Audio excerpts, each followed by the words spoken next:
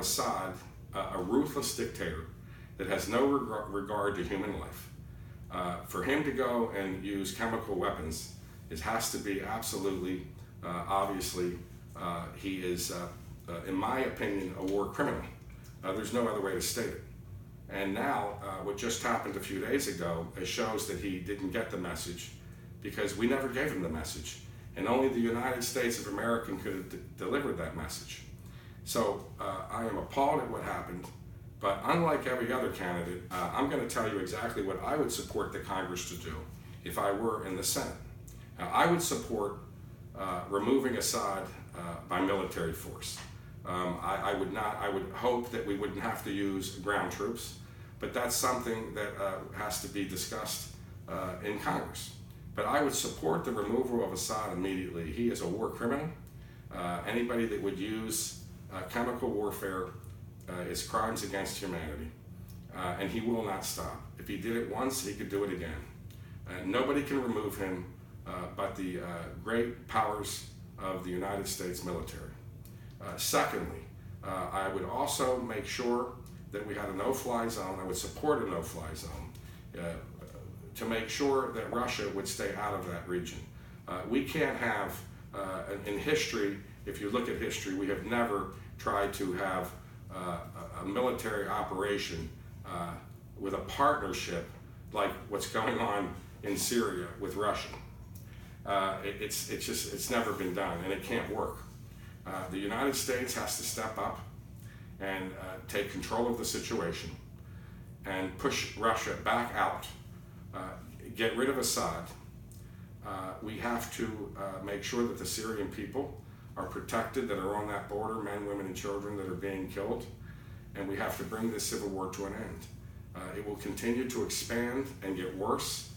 Russia will continue to stay more involved in it. ISIS is going to continue to expand. So by this plan, if the Congress would look at it and take a stand, would be the beginning of bringing that region to peace. We cannot have it continue. So I would support what I just said if Congress were to go that direction. I certainly would discuss it if I were in the Senate. But ignoring it, it's only going to get worse, and something has to be done quickly. Anything else? Yes. Now, what is your position on North Korea's latest missile tests? The latest missile test with North Korea is one more sign that they are going to continue to be aggressive, not only to their South Korea, which is our ally. Almost 10 years ago, I stated in one of my videos, because my whole life, over 35 years, I've always, as a citizen, many of us pay close attention to politics. Sometimes we have an intuition about politics, and I've been very, very close to paying attention to politics all the way from the time Ronald Reagan was inaugurated. And some Americans like myself, we really care about our country, and we are fascinated by our government and what it does. So 10 years ago, I went on video and stated that North Korea needed to, their nuclear capabilities needed to be shut down completely by the United States. That was almost 10 years ago, and it's documented. I said then that they were a dangerous regime. They would be a threat to South Korea, and they could be a threat to many of our interests around the world, and possibly one day, if they got a long-term, long-range missile, they could hurt the United States. And that was 10 years ago, and people said at that time that I was being anxious and overstating the situation. Well, obviously I wasn't overstating it, because we can see what North Korea is doing today. They are much further along in developing a nuclear weapon and a long-range missile. I don't want to be right. I wish I was wrong, to tell you the truth, but I was right. But I wasn't in politics then, and I couldn't bring this up to the Senate and the Congress, because I wasn't in government. But now I can hopefully bring some of my thoughts, and people will listen, whether I'm in the Senate or not. And North Korea has to be dealt with immediately, sooner than later. they are going to be a problem. And by not taking out their nuclear program now,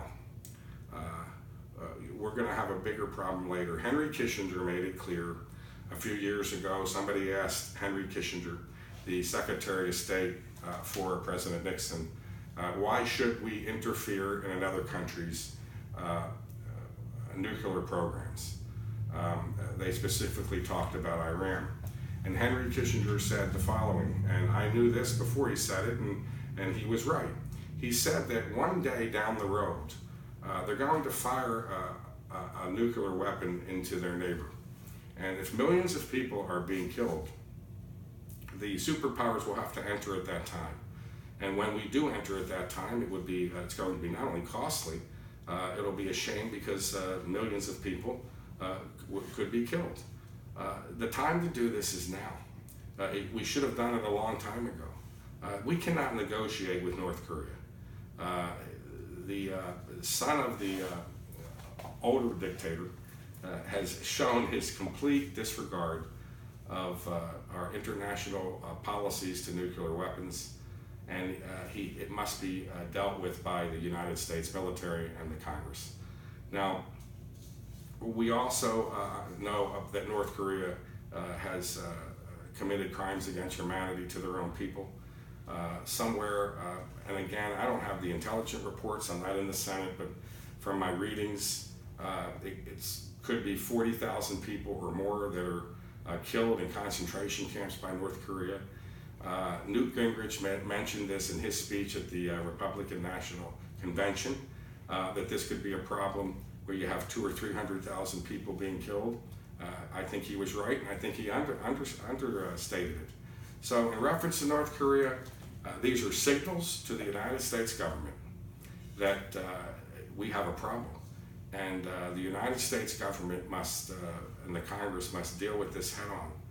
And this is why when we have gridlock in the Congress, and why we have a senator like Mr. Rubio who doesn't show up but 15% of the time, he should be there addressing these type of issues. He should be on the Senate floor discussing these kind of issues. His speeches that he gives when he's not on the Senate floor, that's not what we sent him to do in Washington. He's supposed to be on the Senate floor, and when he says his vote wouldn't have mattered, you know, if you watch C-SPAN and you see the senators waiting to vote, that's where they're discussing really many things that are important, I'm sure, because they're standing there for hours and hours. Mr. Rubio was never even there to do that. They might have said, where is he? Let's talk to the Florida senator. You cannot get respect from the Senate and the House of Representatives when you have that record. If you're a corporation and you have a Fortune 500 company, I know that there's people out there watching this. If you're a Fortune 500 company, or you have a company with 5 people working for you when the employee is not there 85% of the time, what do you think the person's doing? I'm not going to sit here and tell you what he was doing, but you know, one can only imagine and the numerous things he might have been doing. But whatever he was doing, it wasn't right. And this is a particular case in hand. North Korea is testing missiles, and if I were in the Senate, I would have been discussing this and bringing it up and trying to do everything I could to get the government to understand, our government, that we cannot continue to sit and procrastinate. So we must take care of this problem, and I would support the Congress in using the use of military force if necessary. Of course, I'd have to hear what we're going to do and study it, and I wouldn't make any decisions quickly, but I would support military force if that was the last resort to stop North Korea from being a threat to its neighbors and to the world, and potentially to the United States and the American people. Any other questions? No. Thank you so much for answering the questions that I had. Okay, thank you, and I want to thank you for coming here to ask me these questions, and we will see you next time with some more issues. Thank you very much, and good night.